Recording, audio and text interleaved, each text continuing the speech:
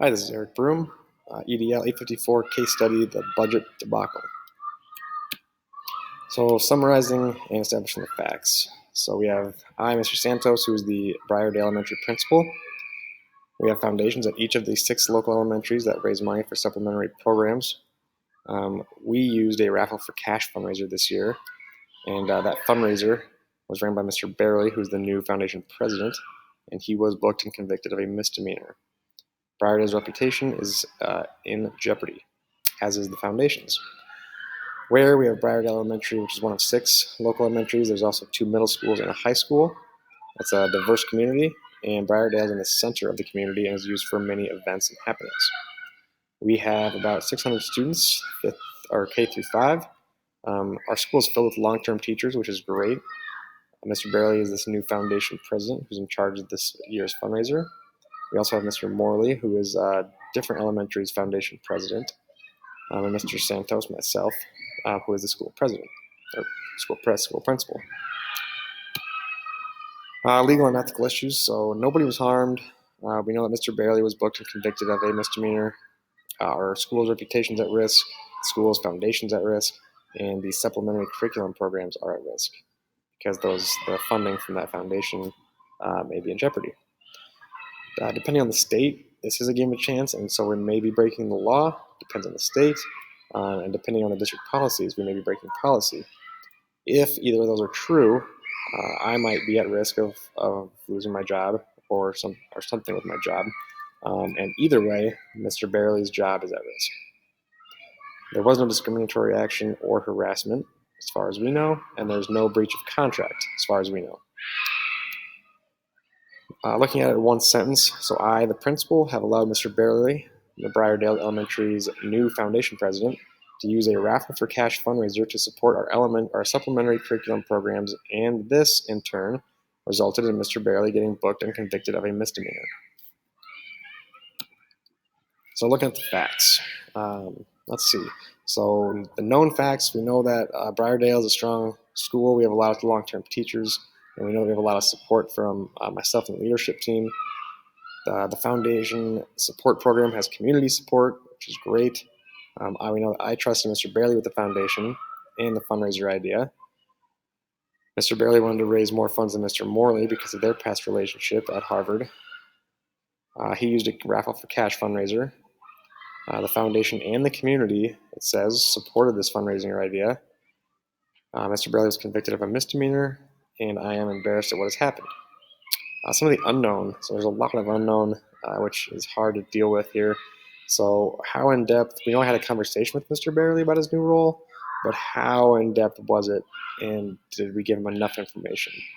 Did Mr. Barely or myself know that this was illegal?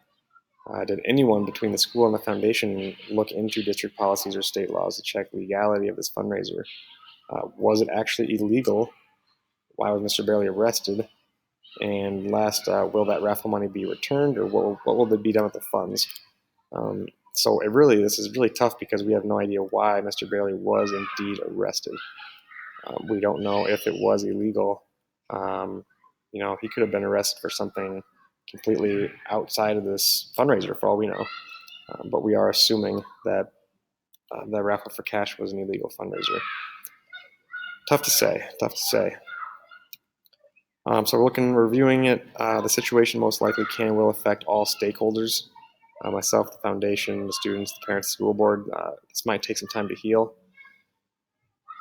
Those that'll be affected the most, obviously, are Mr. Barely, because he'll probably lose his position.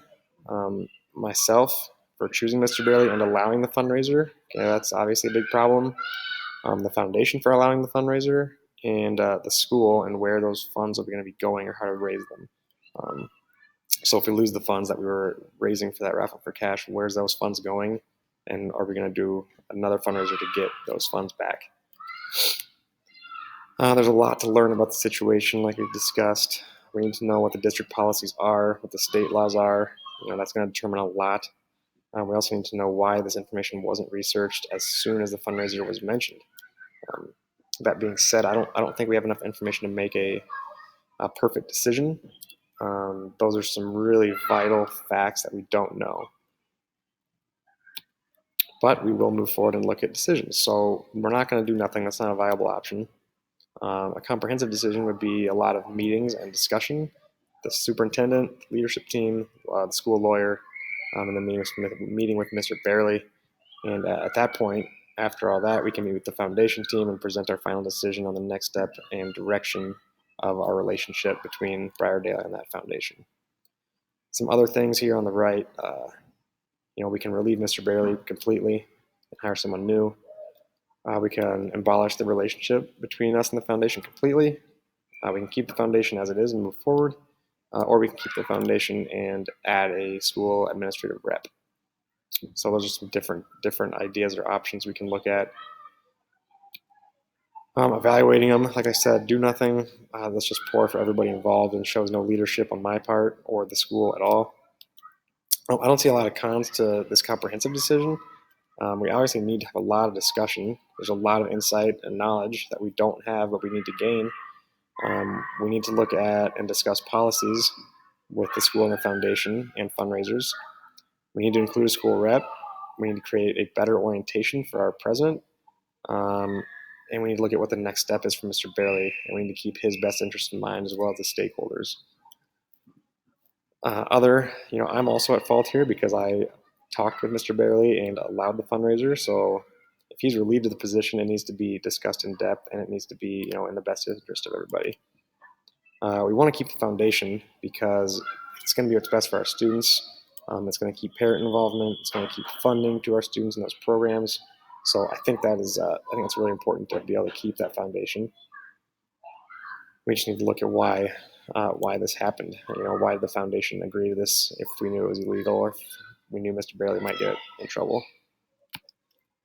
So choosing that best option, after meeting with all the stakeholders that I just discussed, we're going to meet with Mr. Barely, obviously, and discuss, him stepping down as president. I would think most likely he'll probably just agree to that or be on board for that, knowing what's happened. But if he was to stay on the foundation, depending on how the situation plays out, he could possibly stay on another role because it sounds like he has a lot of knowledge and expertise we could use. So then prior to meeting with the foundation, I would want to have prepared a lot of things here. So I'd want to have a description of the president's role, the foundation's policies, the school's policies, state laws that need to be highlighted, and specific steps that need to be taken before implementing any fundraisers. So a lot of documentation needs to happen. Should have happened prior to, but needs to happen now. So upon meeting with the foundation, I present that and discuss our steps forward. We want to keep the foundation and the parent involvement because that's what's best for the students and the community. I would discuss why we need an administrative rep to be involved, and I believe from here we can move forward in a positive light. That being said, I would definitely hold a staff meeting before school at some point and just explain all this so that when staff are asked questions, which they definitely will be, they feel comfortable responding. They need to be informed and on the same page. I think that's really important. Any plan B ideas or options, things that might happen. We may have to remove Mr. Barely completely. I may need to update or change district policies. I need to review those because maybe they're not up to date with the state laws.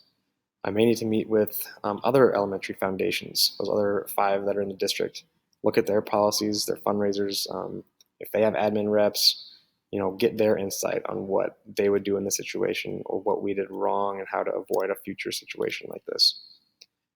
I may want to send a formal community outreach email, just informing stakeholders of what our next steps are, why, how the school and the students are safe, and that their best interest is always our number one priority. We want the community and the families to feel safe and comfortable. We want to give them that comfort. In that same email or another email, I may want to just give a formal apology for missing this vital information and allowing something illegal to happen in our school, because that's obviously just not okay. So with that being said, that's what I would do. I think, like I said here, a lot of discussion, a lot of review of documents, and there's a lot of information here missing that we need to find out. Mainly what happened that was illegal, and why did we not research and know that? Why didn't we why didn't we come together and figure this out and the ways to avoid it?